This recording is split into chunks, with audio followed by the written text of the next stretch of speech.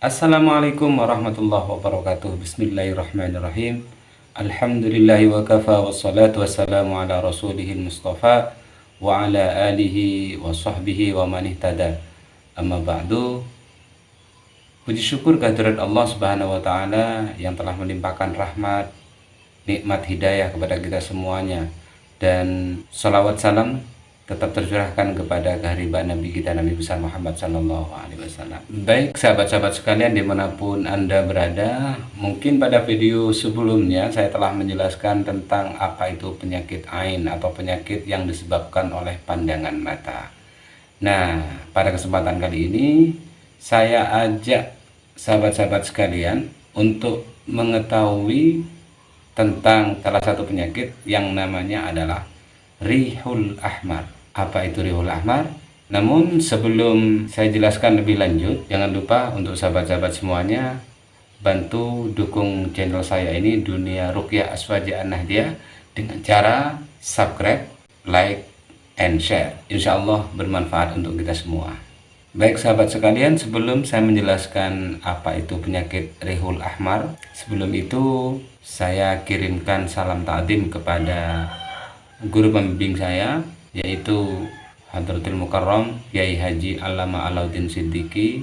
Mudah-mudahan Allah senantiasa melindungi dan memberikan kesehatan zahir dan batin kepada beliau, sehingga beliau selalu eksis dalam mendakwahkan khususnya Al-Quran sebagai obat pertama dan utama bagi umat Islam.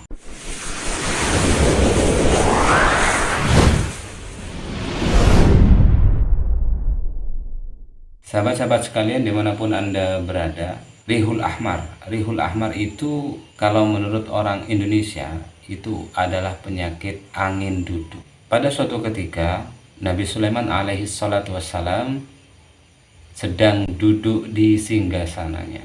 Kemudian datang sebuah angin yang sangat besar.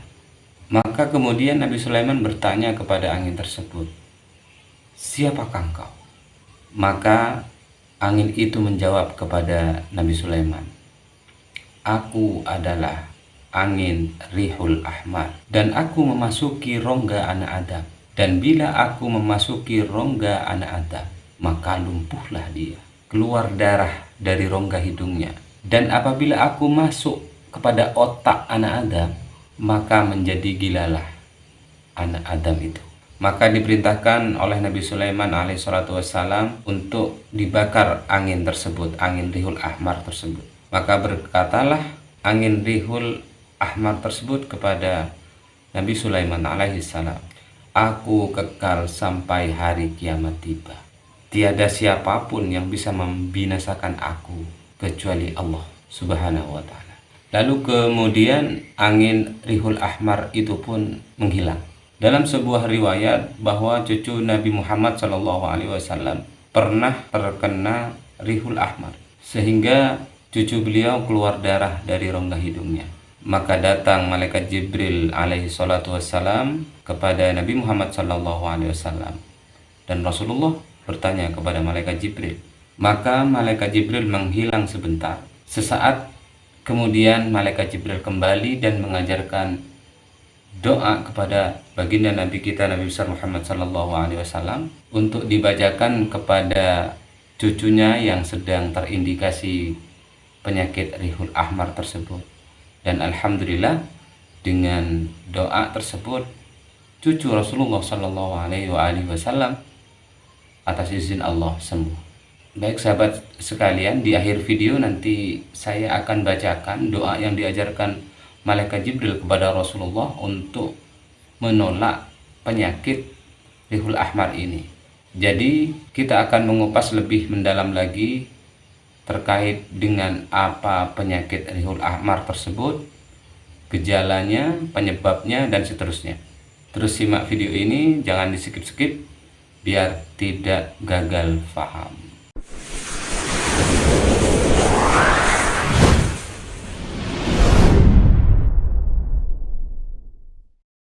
Sebenarnya sahabat-sahabat sekalian, angin duduk ini bisa disebabkan oleh banyak faktor. Di antaranya adalah faktor usia, keturunan, dan gaya hidup juga.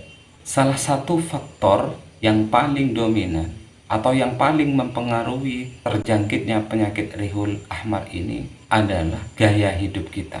Semisal pola makan yang tidak teratur, itu juga dapat menyebabkan terjangkitnya angin duduk atau Rihul Ahmar. Lantas bagaimana caranya kita mengenali resiko penyakit Rihul Ahmar ini? Nah, sahabat-sahabat sekalian, perlu diketahui gejala angin duduk ini pada pria dan wanita itu berbeda. Untuk pria biasanya gejala yang ditimbulkan yaitu rasa nyeri pada leher, kemudian bahu dan dada. Itu kalau orang laki-laki. Adapun gejala lain biasanya seperti sesak nafas, mengalami kegelisahan, tubuh terasa lelah, keringat berlebih, dan mengalami gejala seperti terkena mah. Sedangkan gejala angin duduk atau Rihul Ahmar pada wanita yaitu nyeri pada bagian perut, punggung, dan juga tenggorokan. Selain itu, gejalanya biasanya juga disertai muntah-muntah atau mual-mual ya, sakit perut, dan seperti sakit yang ditusuk-tusuk di area dada. Jika kamu mengalami hal semacam itu, bisa saja itu Anda terindikasi penyakit Rihul Ahmar.